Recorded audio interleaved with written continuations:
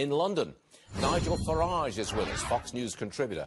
Nigel, as I understand it, this is a lot of stabbings. We have guns in New York, knives in London, and the knives win out. I don't mean to be facetious here, but what the devil's going on?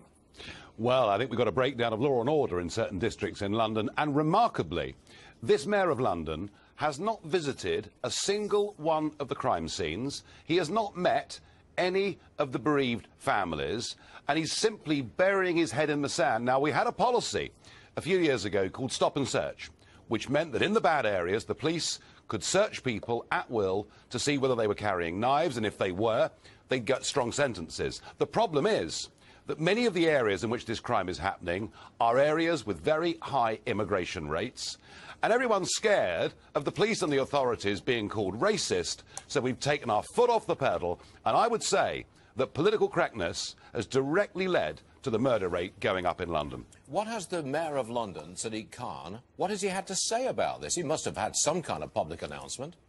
He writes letters to Downing Street. He writes letters to the Prime Minister saying, can we please spend some more money on the police, rather than making sure and working with London's Metropolitan Police to make sure we are policing those bad districts, doing it properly. We bring back Stop and Search. And you know what? If people want to scream racist at the police officers' job is to bring the murder rate down, but they need direction from the Mayor of London. And frankly, through all of this, he's pretty much absent without leave. I find that hard to explain. I don't know why he would do that. Generally speaking, the man is fairly popular in London. He was quite easily elected. Yeah. Do you think they will bring back Stop and Search? I hope they do, but there is, as I say, this fear that if you were to stop, if in an area like Tottenham, for example, in London, which is where the shootings and stabbings have been taking place, it's one of the worst parts of London. Now, it happens to be an area with a big black population, and if this imagery was put out by the left of police officers stopping black people on the streets, that's what they're scared of. They're scared of being criticised for being thought to be racist rather than dealing with the crime itself. So I do hope the Mayor actually does his job. OK. Nigel, one more for you. Yeah. You and Mexico's former president, Vicente Fox, you're touring the United States, talking about nationalism and globalism. How are you? I mean, I imagine that Vicente Fox is well received in many parts of America, but how about you? Well, there are lots of students out there who seem to have far too many professors of a liberal disposition, very few professors of a conservative disposition. And you know something, sir? They've been told that Brexit and Trump, a return to nationalism, is somehow an awful, dangerous thing. And my job is to explain to them, through the boos and jeers, you understand, but my job is to explain to them that nationalism, or nationism, as I call it, is the desire for people to live democratically in a country where the decisions are made by people they can elect, made by people they can get rid of, and I try to make them listen to the argument that immigration matters. That a country that gets this right, that makes sure that immigrants make a financial contribution, speak the language, integrate within society and obey the law, that is what we need. And I warn them that if you look at what Mrs. Merkel did in Germany, by just opening up the doors to countless numbers of people, she effectively has directly imported terrorism into Europe. Now, I know some people find these arguments tough to listen to, but actually there's been far too much safe spaces and banning of speakers from universities, so I'm enjoying the challenge. Exactly. I was just going to say that. At least they let you speak. Yeah. Surprise, surprise. Yeah, no, I mean, listen, I think this is really good. This is really healthy. We've done 2 debates already, 2 more to come. And, you know, I don't agree with Vicente Fox's globalist outlook, but the point is we're also showing these students that you can have debates on tough issues, but you can do it in a civilised and a grown-up way. Well said, Nigel Farage. You're all right. Come and see us in New York next time you're here. I certainly will. I want to see you. Nigel, thank you very much, sir. Appreciate it. All right. That's as clear to the leaders of the political parties in Great Britain.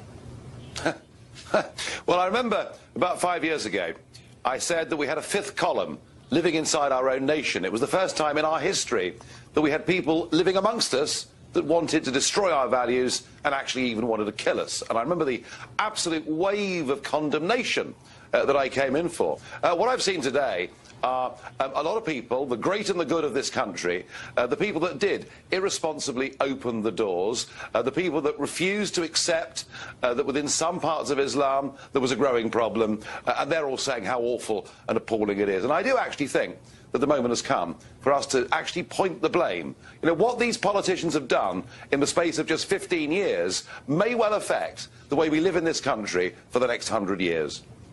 Well, I mean, I don't think there's any question, and Great Britain is not alone in that. Is there still a sanction against those who say what you just said in public in Great Britain? I know that's been true for a long time. If you say that out loud, somehow you're the bad guy. Is that still the case? Well, I was the other week doing a radio show here, and I talked about Sweden.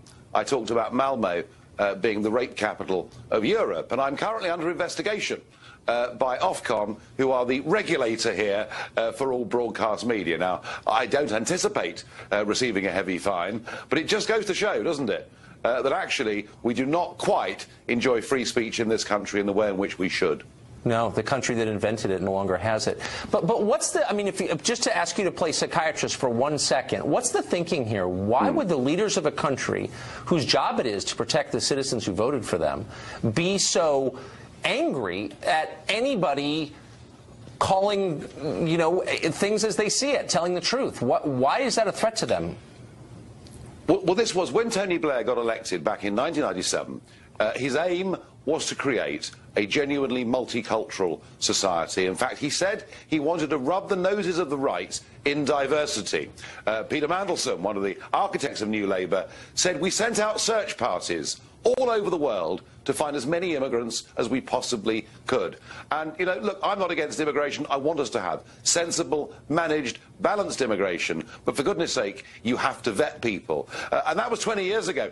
And, you know, today, when Donald Trump, and surely this is the big takeout, is that when Donald Trump tries to make America safer, when Donald Trump tries to make sure that these scenes that we've had in Paris and Brussels and Berlin and now London aren't repeated in America, we get people on Fifth Avenue and behind me in Westminster out on the streets protesting. It seems to me that our political leaders really ought to start saying sorry. Yeah, I'm not sure any society's ever behaved the way Western societies are behaving now in this masochistic way. So what are the specific lessons for U.S. policymakers in the wake of something like this? There are two, I think. The first is to be desperately careful about who you let into your country. And yes, I know the vast majority, 80% plus, you know, of Muslims living in Britain, according to our surveys, want to be integrated and respect our way of life. And the last thing we need to do is to alienate them. But you can't have open-door immigration and not bring in terrorism. That's point one, and that's exactly what the President is trying to do.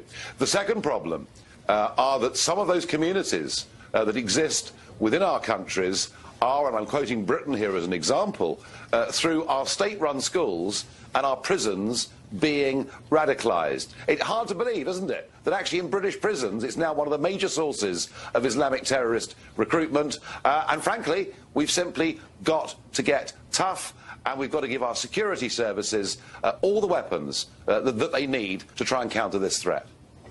Good luck. Brexit, the UKIP MEP Nigel Farage. Welcome to Thank Daily you. Politics. Let me ask you a question about the trade deal that we're going to see in October. Will it be detailed, do you think, or will it just be a few sheets of A4? Well, the Barnier tactic all the way along is to keep stringing it out, stringing it out. He's very good at that. Interesting, I thought, the way that Northern Ireland wasn't discussed at the summit last week, but is pushed forward into June. Look, we are going to get, of course we're going to get a free trade deal on goods. They sell us 80 billion quid's worth a year more than we sell them. On services, we're not going to get a complete free trade deal, no. But will MPs actually know what they're voting on? That's a very good question, actually, because people say the public didn't know what they were voting on. Whether MPs understand it as well either, I don't know. I mean, look, I think the big picture is that a year from today, we will leave the Treaty of Rome and the subsequent treaties, and we will be an independent country. And I think that, perhaps today of all days, is the thing that we need to sort of focus on. So we are going to leave the European Union. I personally can't stand some of the concessions that have been made, but in the big historical shape of things, I think it's pretty clear now that Labour are not going to push for a second referendum. I feared for a bit they might. But I felt with what Corbyn did to Owen Smith, and I felt just listening to Emily Thornberry and others. So I think we're going to leave the European Union this time next year. There'll be a heck of a lot to sort out. And you know what?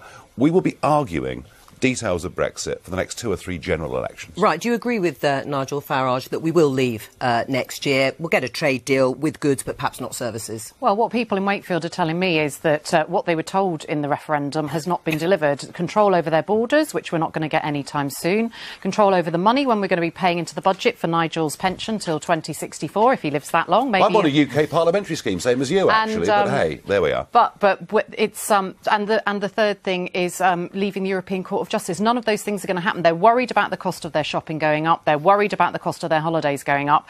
And Nigel wants to keep us focused on the big picture, because when you look at the small picture, UK businesses will be sat outside the rooms where decisions are taken that affect their goods, their chemicals, their customs, and these are going to be big problems for us. And when Nigel airily says we won't get a deal on services, that's British jobs that are going to be lost. That's going to be a problem. But that's going to be serious, isn't it? Nigel Farage doesn't think we'll get a deal that includes services. Nigel Farage, as wise as he undoubtedly is not the definitive position on what will or will not happen at the end of the Brexit process. So will we get a deal that includes services? I feel very confident we'll get a deal on services, because an awful lot of those manufacturing companies in the European Union actually raise finances in the City of London.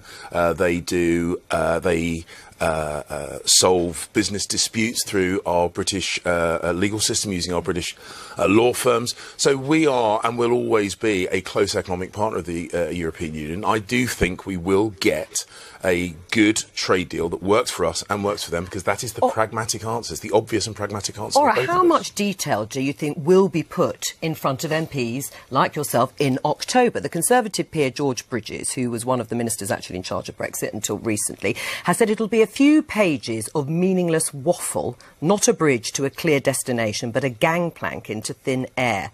Is he right? Of course, Yes, I disagree with him fundamentally on that. What we will see, in October, there have been so many predictions of the things that won't happen, that are unachievable. We'll never get agreement on the money. We'll never get agreement on EU nationals. We'll never get agreement on British nationals. We'll never get agreement on this. And each and every time we've been told what we will never be able to achieve, the Prime Minister has come back and has one after another achieved all those so-called unachievable things. But that's not the answer to my question. What I'm trying to get to is what is going to be put in front of MPs in October? What will be in the deal? Will it be a few sentences, a broad outline? How much detail will there be for you guys to make a reasonable assertion of whether you want to support it? Well, the amount of detail in it is, of course, entirely dependent on what the negotiated position is between ourselves and the EU. So I cannot give you a definitive answer. Indeed, neither can George Bridges give you a definitive answer either, because it is part of the negotiation. But I have no doubt there will be enough detail for members of Parliament to make a serious assessment and decision about it. And if the Labour Party, Labour front bench, are saying that they're definitely going to agree with whatever comes before us... We have not said that. No, your Foreign Secretary. No, she's not in charge of that. I spoke to Keir Starmer about this yesterday. Our shadow Foreign Secretary said that... So Keir Starmer has been very clear that when it comes back to Parliament in October, and I'm very concerned about the nature and content of what will be in it, that all options will be on the table, including extending Article 50, including potentially another referendum, and including us rejecting that deal. So those three options, all options are still on the table in October. Not according to the Shadow Foreign Secretary, Emily Thornberry, who seemed to clarify Labour's position on behalf of all of you. She said the difficulty is going to be with the meaningful vote in October. What it is we are going to be agreeing on. We have our 6 tests. If you hold up blah, blah, blah to the 6 tests, it will probably pass it. So Labour will probably vote for the deal. Well, collective responsibility applies in the Shadow Cabinet, and I've heard from Keir last night that a completely different position, and I hope that that position will be clarified. Whose position do we believe? I hope that Keir's position, because Keir's is the sensible position, we should not be signing up to a Tory Brexit deal in October, and we shouldn't be saying that now when we haven't even seen the terms of a deal. Why do you think Emily said that? I think she said it. She was tired at the end of a meeting. It was a throwaway remark. I think it's deeply unfortunate unfortunate, and I think we need to be absolutely crystal clear on this, that there is a significant number of MPs across all parties in the House who are not intending to just nod this through. I think Labour being let's crystal be clear about one Brexit thing. There are about 4.5 million people. Well, you've been pretty muddy. The Tories and UKIP have been pretty muddy. 4.5 million people voted for Jeremy Corbyn last June who had voted Brexit the previous year. And if the Labour Party was to sign up to an extension of Article 50 or to support a second referendum, it would cost you the next election. It's a vote on the final deal, Nigel. It's not a second referendum. And I think Jeremy Corbyn has recognised that without Brexit voters, Labour cannot win the next election. That's the reality of this. And, you know, we can get stuck in the weeds over the complexity of trade deals, but here's the reality. Brexit is what we make it.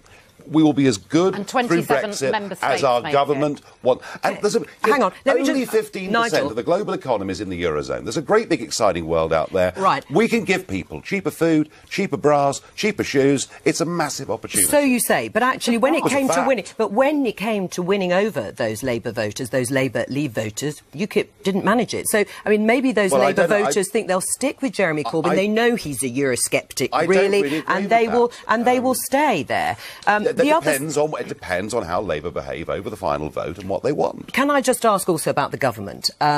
Because doubts about whether the government will be able to achieve a comprehensive trade deal that might include services too. I mean, James is right to a certain extent that she has, Theresa May, managed to get through the divorce bill and the divorce settlement and agreed a transition. Why couldn't there be a comprehensive deal that does include services? Because Barnier does not want that, and he's made it very clear. Look, we'll be told there's a deal on financial services. It won't be complete. But you know what? The European single market on financial services isn't complete now. We still can't retail insurance services in Germany or whatever else it may be. Look, the most important thing to come out of this is, with or without a deal, when you talk about financial services, the City of London is still, in the rankings this week, the #1 financial capital in the world, and Frankfurt is 20th. And that's what you need to know. Let's go back just briefly before we end this discussion on the detail that's going to go before MPs. Will it say specifically what our future immigration system is going to be in that deal that is put to the Commons? Well, our UK immigration system will be set by UK government. That's the whole point. But the government Brexit. said there would be an immigration system, a new immigration system post-Brexit. So will we know what type of visa system there'll be? Will it continue with the point system? Will we know that in October? Well, the British government, the UK government, will define the UK immigration system, and actually what we nationally decide to do in terms of visas or permanent right to remain or whatever will be a domestic decision for the UK politicians, who will be held accountable at the general election, which is how it's meant to be. All right. Some of those border guards, the Home Secretary told the Home Affairs Committee, will be posted on the border in Wales, which implies that preparations for a no-deal Brexit include a border in the Irish Sea, which we have explicitly been told will not happen. Squaring the circle on Northern Ireland is still, I think, the biggest difficulty that the Prime Minister faces, and we'll see in June if she can do it. Well, we'll return to that issue, of course. Ladies and gentlemen, we're calling time on Britain's membership of the European Union.